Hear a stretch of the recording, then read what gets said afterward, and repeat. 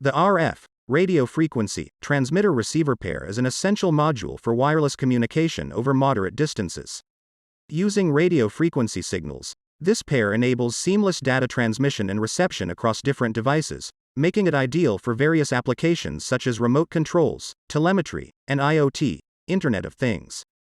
The RF transmitter takes data from a source, like a microcontroller, and encodes it into a RF signal, which is then sent through its antenna. The RF receiver, on the receiving end, captures the RF signal via its antenna, decodes the data, and sends it to the destination device. Frequency modulation techniques are commonly used, ensuring reliable transmission. An RF transmitter-receiver pair comprises two electronic modules used for wireless communication. The transmitter module sends radio frequency, RF, signals, while the receiver module captures and interprets these signals.